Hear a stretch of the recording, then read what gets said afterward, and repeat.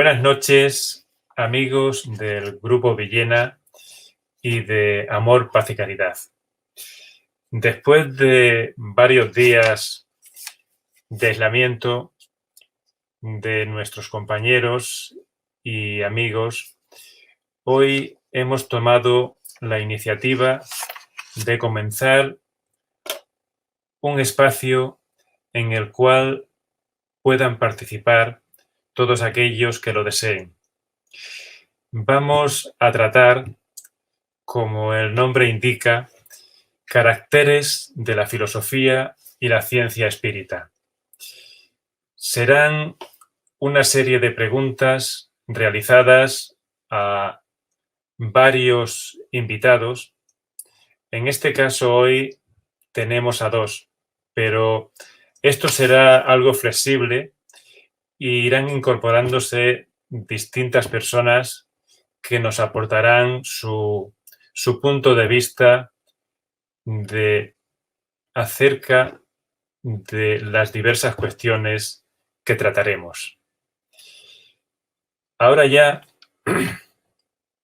les diré que tenemos con nosotros a Antonio Lledó y a nuestro amigo Joao González. Voy a darles la palabra para que se presenten. Primero al amigo Joao y seguidamente al amigo Antonio. Joao, cuando quieras.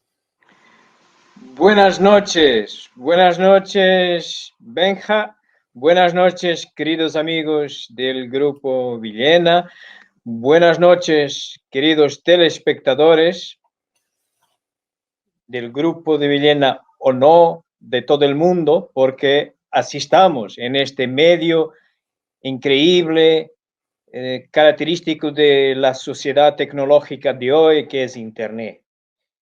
Pues agradezco mucho la invitación que el grupo hizo de estar presente justo ya en esta primera edición de este estudio que enhorabuena han decidido empezar sobre los caracteres de la filosofía y ciencia espírita. Para los que todavía no me conocen, os diré que yo soy portugués, vivo en Portugal, hablo portuñol como estáis escuchando, pero estoy haciendo mi mejor y bueno, soy espírita desde hace unos años. Lo estudio en una perspectiva filosófica y científica, con un enfoque más sobre el científico, que es lo que me ilusiona más. Y aquí en Portugal lo que hago es imparto conferencias en varios centros espíritas, soy asociado de la Federación Espírita Portuguesa y una vez por otra también me invitan de España. El Grupo Villena ya no es la primera vez que me invita incluso a impartir conferencia en su local, lo que agradezco mucho. Y también he participado ya en algunos otros congresos. Lo más reciente fue el Congreso Conciencia en Calpe, en una zona cerca de Villena. Y bueno, y me quedo por aquí para que dé paso al nuevo invitado, nuestro compañero Tony Lledó. Hola, buenas noches a todos. Para mí es una gran satisfacción poder dirigirme a todas las personas que puedan ver este nuevo programa que estamos intentando comenzar. Como miembro del Grupo de Villena desde su fundación, esta es una más de las actividades que nosotros queremos realizar de forma desinteresada y altruista, como es la tónica y el patrón que utilizamos desde hace 40 años, desde la fundación de nuestra asociación, para dar a conocer algunas de las características más importantes de la filosofía y de la ciencia espírita, siempre respetando cualquier opinión contraria al respecto, porque dentro de las interpretaciones filosóficas, científicas e incluso ético-morales que la doctrina espírita contempla, son todas igual de válidas siempre y cuando vayan con el enfoque dirigido al mejoramiento personal y al crecimiento intelecto-moral del individuo. Por ello, nosotros no pretendemos con este programa sentar cátedra en absoluto de ninguno de los postulados principales de la doctrina espírita, sino simplemente abrir caminos, abrir perspectivas, abrir enfoques que nos permitan tener una comprensión global y al mismo tiempo específica y concreta de lo que es esta maravillosa filosofía, que no es ni más ni menos que una filosofía de vanguardia apoyada en una investigación científica experimental que hoy en día es concomitante y perfectamente paralela a los avances de la ciencia. Por ello, desde aquí considero importantísimo este nuevo programa que vamos a iniciar y, como anteriormente ha dicho mi compañero Joao y mi compañero Benjamín, que está al mando de la parte técnica, pues invitaremos posteriormente a otros compañeros para que se unan a este trabajo y ojalá podamos contar con su atención, con su participación y más adelante ir ampliando estos conocimientos que lógicamente nos hacen mejores día a día y nos permiten comprender mejor la realidad que nos envuelve. Y hecha esta introducción, pues simplemente dar paso a nuestro compañero Benjamín, que es el que está coordinando la presentación para dar comienzo al programa. Muchas gracias por su atención. Gracias, Tony, por tu introducción. Bueno, antes de comenzar, se me ocurre una pregunta que para mí es importante y supongo que se puede hacer mucha gente. ¿Se puede considerar el espiritismo una religión? Joao, por ejemplo. Bueno, una buenísima pregunta, Benjamín. Y para mucha gente tiene todo el sentido, ya que el término religión a lo largo del tiempo ya asumió por lo menos dos significaciones. Nació filosóficamente y etimológicamente como un término que pretendía designar unión, armonización con todos, conexión con el más allá, con los entes superiores, pero a lo largo del tiempo se fue añadiendo otras significaciones, como por ejemplo una estructura, un jefe, como tienen las religiones, sacerdotes, ritos, y eso el espiritismo no lo tiene, aunque filosóficamente haya nacido con la idea de unir a todos, conectar con planes superiores y en otras dimensiones no visibles para nosotros, y intentar conectar también con Dios como causa primera de todo. Pero el espiritismo ya no tiene esas otras, no sigue esas otras características que a lo largo del tiempo el lenguaje corto que tenemos fue añadiendo a la religión. Así que Allan Kardec, tiene un artículo muy interesante en la Revista Espírita de 1868, por diciembre. Tiene un discurso que lo había hecho en 1 de noviembre de ese año, un discurso sobre el Día de los Muertos. Y está reproducido ahí en diciembre, y es un discurso en que él hace una pregunta, el propio hace una pregunta. Porque decimos que el espiritismo es una religión, y él contesta diciendo, decimos que es una religión porque filosóficamente lo es destinado para unir, para armonizar la gente, para conectarla con el más allá. Entonces, ¿por qué al final decimos que no lo es? Y él contesta, exactamente porque al día de hoy, y desafortunadamente pasado casi 200 años, en la fecha de hoy, también desafortunadamente ese término adquirió ya otras características, incorpora ya otras características que el espiritismo no las tiene, como sean los ritos, los rituales, la idea de forma, los jefes, la jerarquía, en fin. Por eso él termina diciendo, por eso la llamamos el espiritismo de filosofía moral. Y claro que si vamos, por ejemplo, al libro que es el espiritismo, ahí hay dos definiciones, justo en el prólogo, hay dos definiciones de espiritismo. Y si hoy las miramos y le introducimos el desarrollo filosófico que hubo desde entonces hasta hoy, podríamos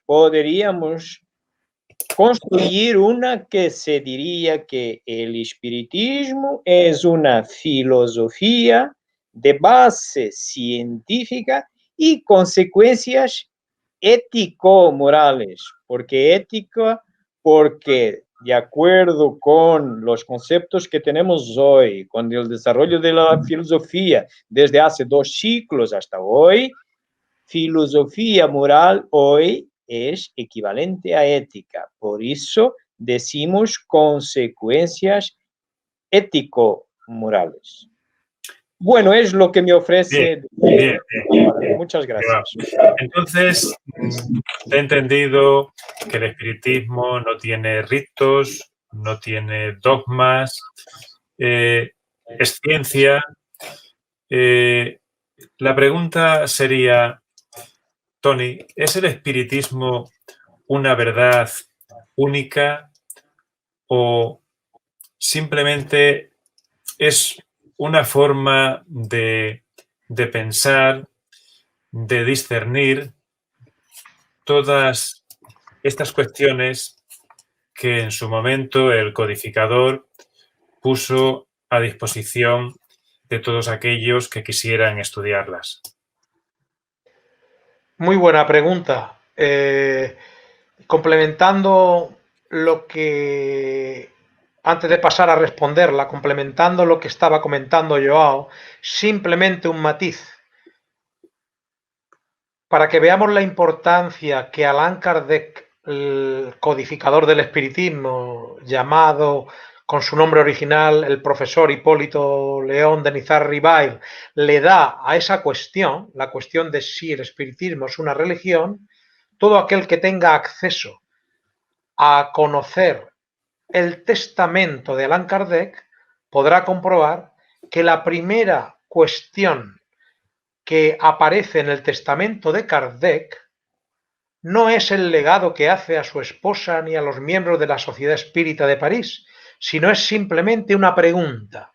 Y la pregunta que viene en el testamento manuscrito del propio Allan Kardec, cuando fue abierto después de su muerte, era la siguiente: ¿es el espiritismo una religión?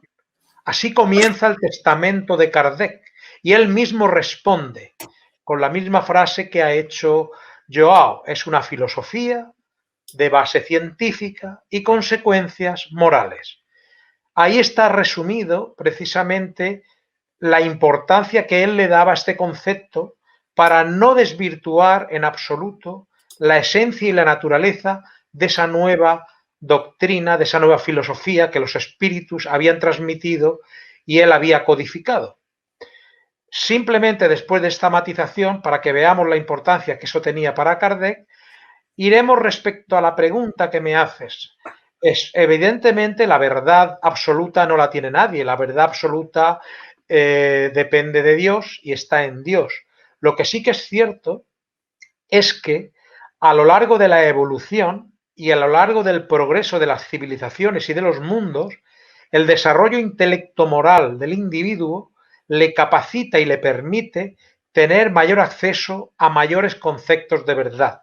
En la misma medida en la que el hombre va creciendo a nivel de conciencia, a nivel espiritual y a nivel intelectual, evidentemente tiene una mayor capacidad de captar conceptos de esa verdad una, que no es ni más ni menos que la que proviene de esa causa primera que hablaba Kardec, inteligencia suprema, y que es precisamente Dios el que provee de la misma. Por ello, la verdad absoluta no está en ninguna doctrina, ni está en ninguna religión. Lo que ocurre es que hay doctrinas, filosofías o religiones o escuelas de pensamiento que se acercan más a la verdad que podemos conocer en el nivel evolutivo que tenemos en este planeta. En planetas más evolucionados, evidentemente, la asimilación y captación de esa verdad una es mucho mayor, a la cual nosotros ahora no tenemos acceso, pues nuestro planeta todavía está en un nivel de evolución primario, pero evidentemente la verdad es una, deriva de Dios y el hombre va comprendiendo esa verdad en la medida en que va evolucionando.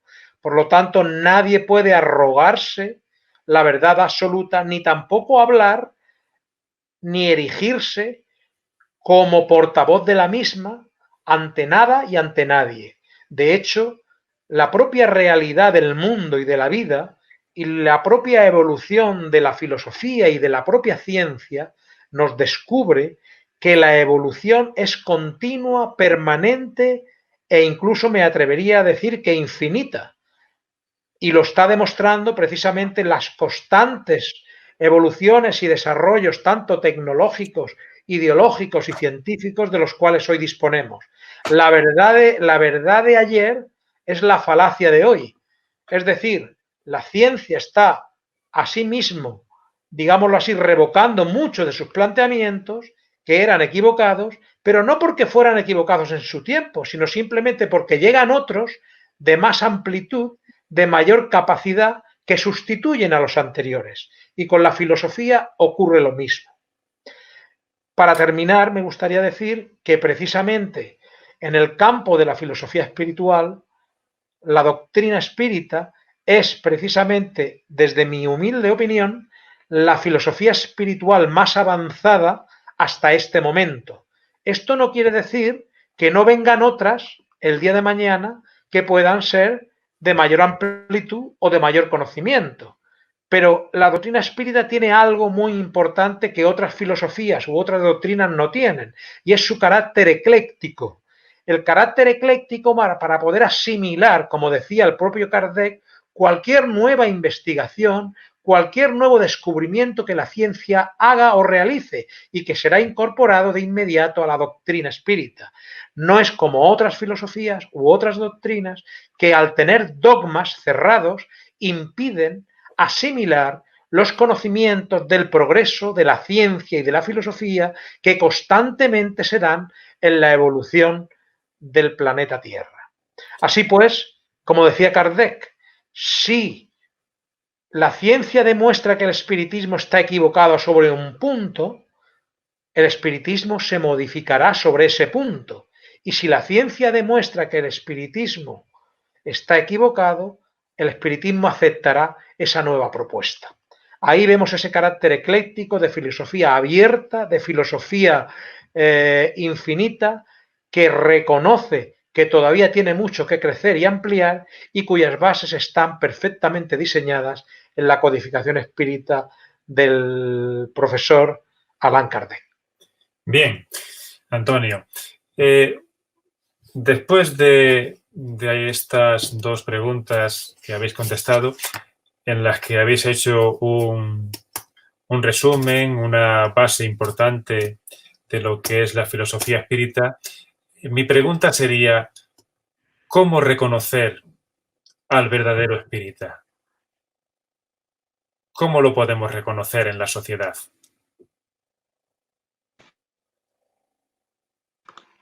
Joao, por favor. Bueno, si me permites, el espírita se reconoce por sus actitudes.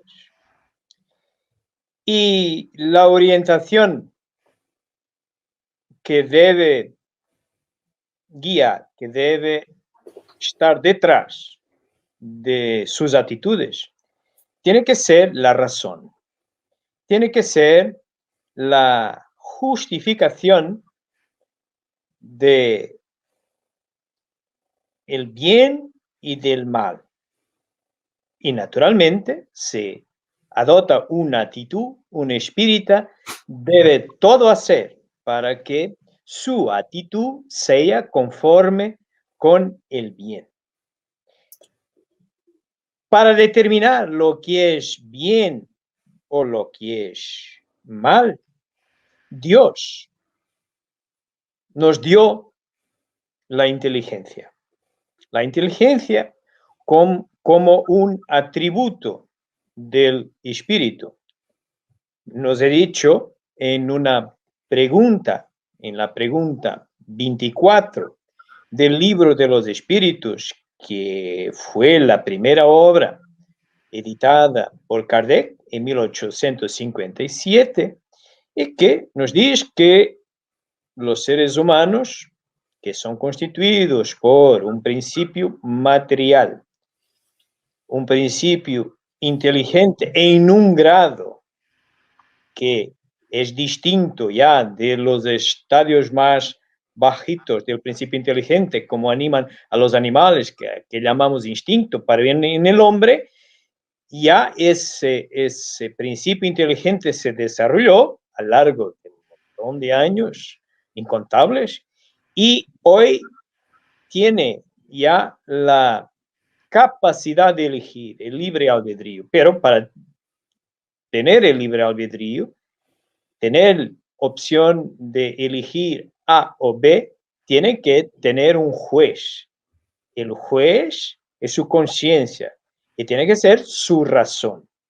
Entonces, en ese sentido, pues el espírita se reconoce y de una forma, por un lado, y se distingue de otras corrientes, por otro, por el uso de la razón al justificar sus creencias. En la línea que Platón, como el padre de la filosofía, ha postulado. Él definía la filosofía como la creencia verdadera justificada. Usando la razón, tenemos una creencia y vamos a justificarla.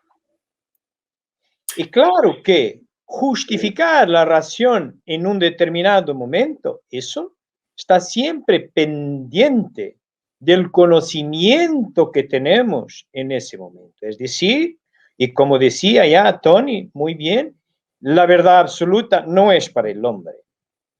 La verdad absoluta o la realidad, eso solo Dios. Existe una perfección tan grande porque es tan compleja que solo Dios la puede coger. Nosotros la vemos según nuestra perspectiva, que le llamamos verdad. Así que, por ejemplo, en el pensamiento sistémico, una de las ciencias, límite de nuestro avance de nuestros días, avance científico de nuestros días, postula que la verdad es tan solo una versión de la realidad. Entonces, el espírita también en sus actitudes no puede pensar porque ya justifica con su conocimiento, con su capacidad racional, justifica sus creencias, que ella será ya la verdad absoluta. No lo es. debe de tener la humildad de someterla al planteamiento racionado de otros y estar preparado, como Tony ya lo refirió antes de mí, pero que encuentra fundación en una obra también de Kardec, la última grande obra que él publicó, la Génesis. Si vamos al capítulo primero de esa obra, al párrafo 55, que además esa obra, ese capítulo tiene justo el título de Caracteres de la doctrina espírita, pues en ese párrafo 55 Kardec dice: el espiritismo como ciencia sigue al lado de las otras, y si en algún momento se revela por intermedio de otra ciencia una verdad mejor, el espiritismo la aceptará. Entonces, es decir, que lo que es verdad, lo que consideramos mejor verdad hoy, puede no serlo mañana, como también decía Tony. Y eso también distingue a un espírita que no es el dueño de la verdad. Tampoco el espiritismo, en un pensamiento más amplio, se puede considerar la única vía, la única solución para el progreso. No es creíble de todo. Y os doy ya una justificación con una pregunta. ¿Jesucristo era espírita? No. Y sería buenísimo que nosotros ya estuviéramos a su nivel de desarrollo. Pero el espiritismo no existía en tiempo de Jesucristo. Entonces, el espiritismo como una creación de los hombres intentando coger la mejor verdad sobre Dios, la creación, sus leyes, bueno, es tan solo una vía, un camino. Es muy lógico, deberemos nosotros todos seguir desarrollando, porque ninguna filosofía ni su hija, la ciencia, trabajan con la verdad, exactamente porque es solamente una perspectiva de la realidad. Y cuando vamos adelantando, progresando, cogemos nuevas verdades y jugamos a la basura las que teníamos antes. Eso se llama conocimiento. La búsqueda constante de la verdad es el conocimiento, también nos decía Platón. Entonces, así que ninguna filosofía ni ciencia trabaja con la verdad, sino con el conocimiento. Y como el espiritismo es una filosofía y también una ciencia, tampoco trabaja con la verdad, sino con el conocimiento. Muchas gracias. Antonio, ¿tienes algo que añadir? No, estoy completamente de acuerdo con lo que Joao está perfectamente explicando. Simplemente decir que la realidad primera y última, que es Dios, de ahí es donde parte la verdad. Y nosotros todavía estamos muy limitados para alcanzar parte de la misma. Entonces, realmente el espiritismo, como dice muy bien Joao, no trabaja con la verdad. Lo que ocurre que en su desarrollo filosófico y científico ha logrado descubrir, ha logrado implementar algunos reflejos de esa verdad que son las bases principales del espiritismo y que lógicamente se aceptan. Porque, por ejemplo, entre las bases del espiritismo, como es la existencia de Dios, la comunicación de los espíritus, la reencarnación, la pluralidad de mundos habitados, etcétera, etcétera, la reencarnación también, pues lógicamente son verdades no absolutas, verdades que el espiritismo ha traído, como también otras corrientes filosóficas y religiosas trajeron a su manera y a su forma anteriormente, las ha traído, las ha actualizado y las ha puesto al servicio del hombre actual. Son reflejos de esa verdad una, de esa verdad poderosa, extraordinaria, que no podemos comprender, que realmente es incomprensible por nuestra limitada inteligencia, nuestra limitada capacidad, a la que llamamos Dios. Y esa sí es la verdad absoluta. Entonces el espiritismo tiene la gran ventaja de mostrarnos bajo el dominio de la razón, como hablaba Joao, y con la justificación filosófica, que no es otra cosa que la argumentación racional de los postulados que se están abordando, presentarnos precisamente una comprensión de la realidad que puede ampliar los conceptos que tenemos de heredados por la cultura, por la religión, por la sociedad en la que vivimos, etcétera, etcétera. Es un mensaje muy valioso que es capaz de transformar al ser humano, no tanto por la comprensión de los reflejos de verdad que el espiritismo presenta, sino también por la necesidad que el hombre descubre en esa explicación y comprensión que el espiritismo le ofrece de lo que es, de dónde viene, hacia dónde va y cuál es el sentido de su vida. Ahí es donde yo creo que el espiritismo cumple una función extraordinaria, presentar al hombre la realidad que puede comprender, que lógicamente es mucho más amplia, que nosotros no podemos acceder a ella, pero la que puede comprender, la que puede servirle para cambiar su vida y mejorar y desarrollarse intelectual y moralmente. Y creo que por ahí es por donde va la situación. Muy bien, Antonio.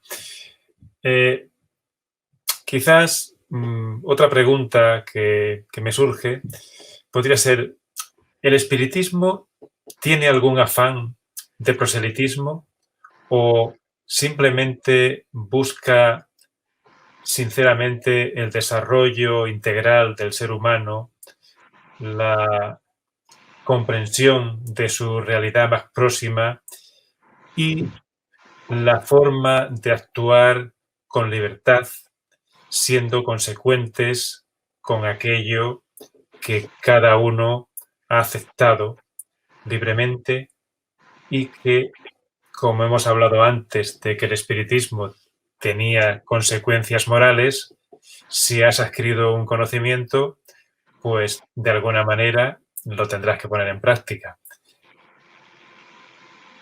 Decidme. Bueno, puedo intentar contestar.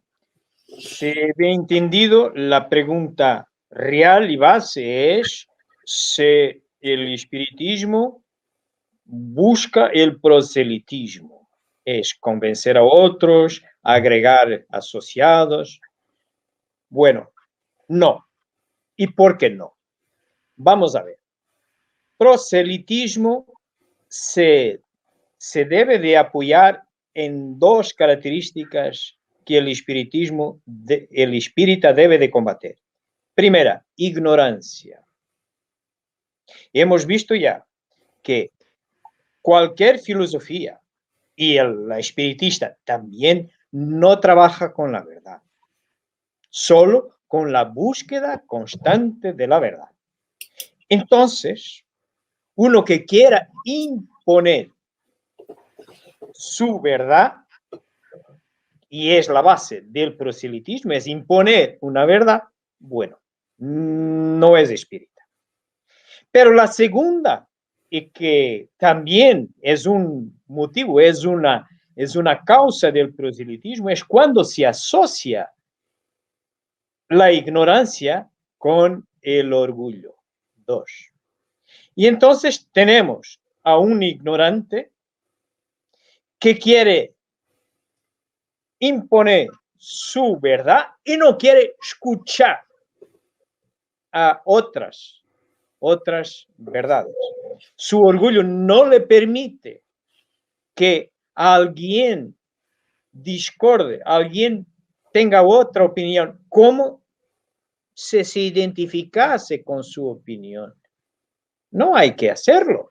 Las opiniones son pasajeras, es lo que hacen sentido en determinado momento y solo el ignorante no cambia de opinión. Entonces, si estamos ante una filosofía y ciencia que no trabaja con la verdad, entonces no puede trabajar con proselitismo.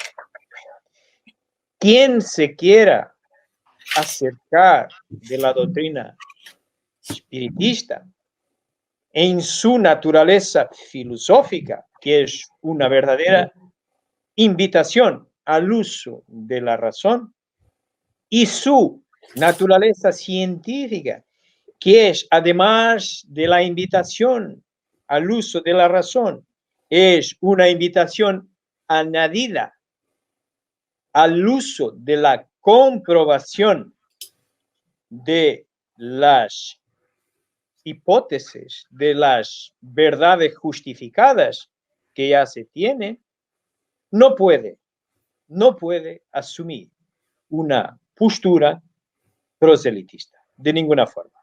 Gracias. Muy bien, Joao. Bien, vamos a continuar con otra cuestión no menos importante. ¿Qué herramientas tiene el ser humano para su progreso?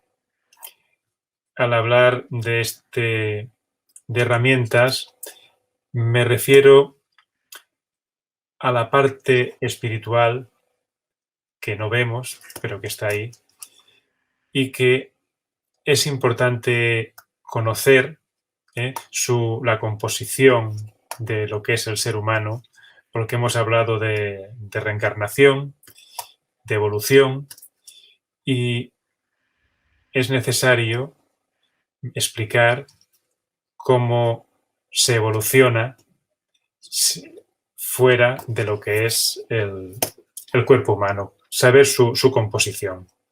Antonio. Bueno, es una pregunta muy amplia, una pregunta que para contestarla tendríamos que utilizar muchísimo tiempo. Intentaré resumirlo de alguna manera. Yo, más que herramientas, hablaría de recursos. Recursos en el sentido de que el ser humano es un alma encarnada, que como muy bien decía Allan Kardec, el alma es un ser simple, el espíritu es un ser doble y el hombre, en su condición de cuerpo físico, periespíritu y alma, es un ser triple. En ese sentido, ese periespíritu es el cuerpo intermedio que existe entre el cuerpo físico y el alma. Normalmente digámoslo así, por hacer la cosa mucho más sencilla, el propio Kardec hablaba de espíritu y cuerpo. ¿Por qué? Porque el espíritu, él lo consideraba, en todas las obras está perfectamente explicado, como la integración de esos dos elementos, el alma y el periespíritu. El alma no puede reencarnar sin un periespíritu, porque es el lazo que une la materia, que está formada de átomos y de moléculas materiales, con algo que es inmaterial, que es el alma.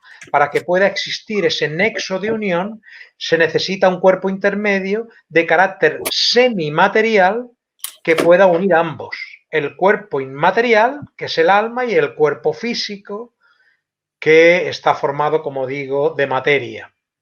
Entonces, espíritu se puede considerar como periespíritu y alma, y es la naturaleza, la trilogía de la naturaleza del hombre: alma, periespíritu y cuerpo físico.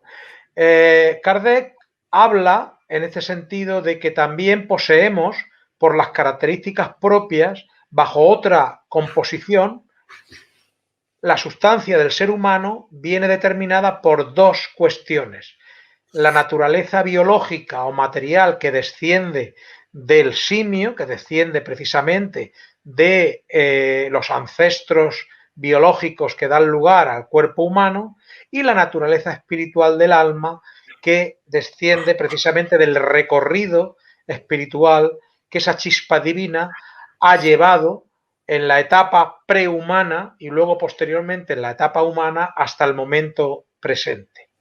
En ese sentido, la evolución es algo, digámoslo así, inherente a la condición del alma. Cuando el alma es creada por Dios simple e ignorante, le marca ya el rumbo de su progreso. Un rumbo que tiene que desarrollar por ella misma, bajo su libre albedrío y bajo sus propias capacidades. El desarrollo de esas capacidades latentes, que son las mismas que tiene su creador, las mismas capacidades que tiene Dios, pero sin desarrollar, como la semilla que alberga en su interior todas las potencialidades de un árbol frondoso y de los frutos que dará el día de mañana, pues el desarrollo de todo eso es la labor que el espíritu o el alma humana tiene que ir desarrollando vida tras vida, reencarnación tras reencarnación, hasta conseguir alcanzar mayores niveles de progreso espiritual, moral, intelectual, etcétera, etcétera.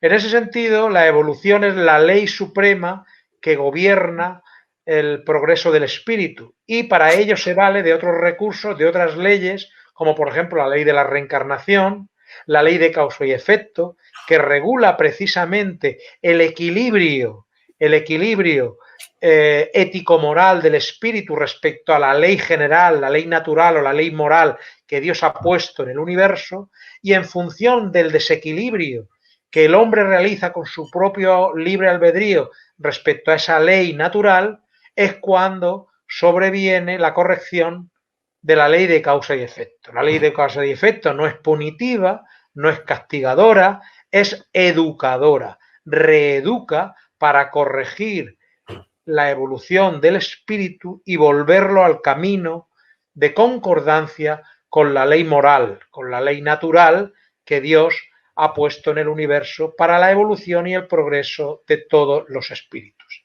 En ese sentido, Dios pone a nuestro servicio todas esas herramientas, las herramientas del libre albedrío para que evolucionemos bajo nuestra propia voluntad, pero también las herramientas de la responsabilidad sobre nuestros actos, para que seamos conscientes de todo aquello que hacemos y que corrijamos aquello que está mal. Para ello nos dota de múltiples oportunidades en las vidas sucesivas y ahí es donde tenemos que intentar corregir lo que hemos hecho mal y progresar marcándonos nuevos objetivos y nuevos retos de evolución moral e intelectual. Kardec hablaba de que esa dicotomía de evolución moral y evolución intelectual es concomitante. Primero se empieza con la evolución y el desarrollo intelectual, pero inmediatamente, a la misma medida en que la persona va comprendiendo mejor la realidad que le rodea y el universo que le rodea, pues va accediendo a la evolución moral.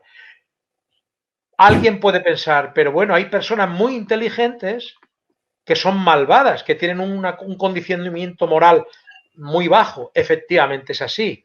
Pero, no obstante, el ignorante es todavía peor, porque el ignorante que no tiene conocimiento y no es inteligente se equivoca constantemente, muchas veces creyendo que está haciendo las cosas bien. Aún así, la ley de causa y efecto, como digo, corrige y va paralela, digámoslo así, a lo que es el sentido moral de la evolución del alma junto con el sentido del desarrollo intelectual. Así pues, Dios nos dota de todas esas herramientas, el libre albedrío, la reencarnación, las leyes espirituales de la evolución, de la ley de causa y efecto, de la reencarnación. Nos permite también, digámoslo así, mientras no estamos encarnados, cuando vamos a la parte espiritual, al mundo espiritual, a esa cuarta dimensión, nos permite reconocer lo que somos y cuál es nuestra trayectoria espiritual y planificar una nueva vida, una nueva reencarnación en base a las necesidades espirituales que tenemos, no en base a lo que queremos, sino a lo que necesitamos. En ese intervalo entre vidas físicas que supone la estadía en el mundo espiritual, el alma humana se prepara, reconoce los errores, digámoslo así, recibe ayuda espiritual de aquellos seres que le aman y que están por ayudarle y se prepara para una nueva vida de retos y de objetivos. Así pues, cuando reencarna pierde la conciencia temporal de esa situación, pero siempre tiene algo importante que es su inconsciente, que es precisamente su memoria extracerebral, que es en realidad esa lucecita o esa voz interna llamada conciencia que le marca el nivel de su sentido moral. Es decir, no todo el mundo tiene el mismo nivel moral ni la misma conciencia. Un psicópata no es capaz de sentir empatía por el dolor ajeno, mientras que una persona de elevación y de gran moralidad es sensible a cualquier, digámoslo así, dolor humano, dolor ajeno, etcétera, etcétera. Entonces, el nivel de conciencia, el sentido moral, va paralelo al desarrollo del espíritu. Y por eso, Kardec, con muy buen criterio, cuando definió lo que era el espiritismo, habló de que se trataba de una filosofía con base científica y consecuencias morales, porque lo que se infiere directamente de la filosofía y de la ciencia espírita, que es el título de nuestro programa, no es ni más ni menos que unas consecuencias morales que el hombre va descubriendo poco a poco por sí mismo, con el desarrollo de su razón e inteligencia y con las experiencias que va viviendo en base a cómo las leyes de causa y efecto y de la reencarnación actúan sobre los actos que realiza y sobre sus actitudes a lo largo de las distintas vidas. Y todo eso son herramientas que tenemos a nuestra disposición, además de la ayuda espiritual de esas entidades que desde el otro plano de la vida pueden comunicar con nosotros, pueden orientarnos, pueden inspirarnos, pueden consolarnos, pero siempre, siempre respetando nuestro libre albedrío, nunca interfiriendo en lo que nosotros hacemos o somos, simplemente recomendando y orientando. El trabajo nos corresponde a nosotros. Ellos están para consolar, para ayudar, para orientar y para indicarnos el mejor camino, pero está en nosotros el hacer caso a esas indicaciones que ellos nos marcan. Por eso el espiritismo es consolador y por eso el espiritismo, digámoslo así, abre unas perspectivas extraordinarias de evolución y de progreso para el hombre. Muy bien, Antonio. Joao, ¿tienes algo que añadir? Este gráfico que he pedido para traer es como, de alguna forma, en mi entendimiento, es como sea la firma de lo que vamos a decir y al final de los caracteres de la filosofía y ciencia espírita. En este gráfico está en portugués, pero entenderéis seguramente.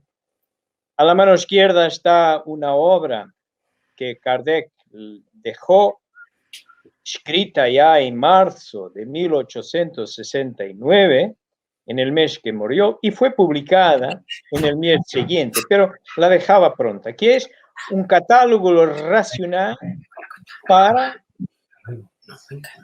fundar, para construir una biblioteca espírita.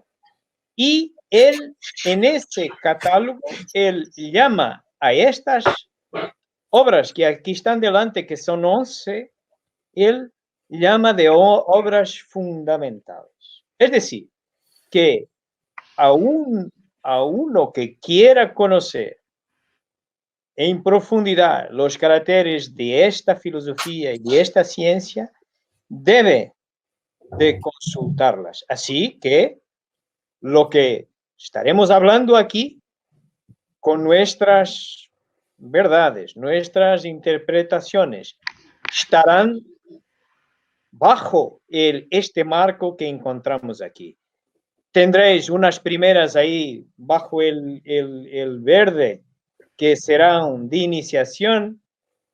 La primera es el resumen de la ley de los fenómenos espíritas, que son 23 capítulos. La podéis, si no la lográis bajar en internet como una obra autónoma, podréis verla en la revista espírita de abril de 1864.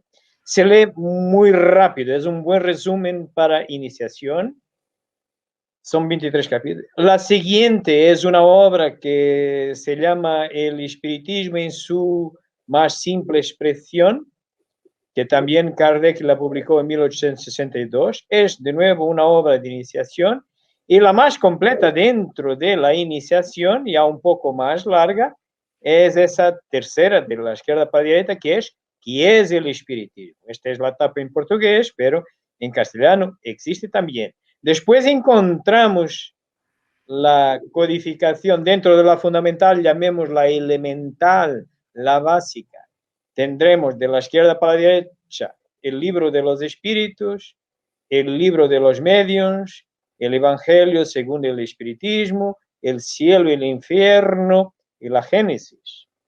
Y al final, que Kardec considera fundamentales también, tenemos la Revista Espírita, que es un periódico donde Kardec iba poniendo toda su investigación, todo el conocimiento que iba aportando, y a lo largo del tiempo lo condensaba y construía una de las otras obras, como por ejemplo las que son la básica. Revista Espírita. Después tenemos el viaje espírita de 1862, una buenísima obra para entender cómo el espiritismo se iba implantando en su principio y cuáles son las orientaciones que Kardec iba dando en sus viajes. Y él eligió la de 1862 para hacer un reporte y que merece la pena leer. Y por fin esta verde que está al final por una coincidencia que no las hay, tiene justo el título de Caracteres de la Filosofía y Ciencia Espírita. Y es una obra autónoma lanzada en 1867 y que Kardec la utilizó como base del primer capítulo de la obra básica, la Génesis, que es donde se basa toda nuestro esfuerzo de hablar, de enseñar nuestra verdad sobre los caracteres de la filosofía y ciencia espírita. Muchas gracias. Era lo que quería decir. Muchas gracias a todos. Este ha sido un primer programa de prueba. Esperemos que les haya gustado y sabemos y somos conscientes de que ha tenido deficiencias que poco a poco iremos resolviendo conforme vayamos andando. Muchas gracias a todos, amigos, y les emplazamos a una próxima ocasión que previamente anunciaremos. Nada más. Buenas noches y mucha paz para todos. Buenas noches y muchas gracias.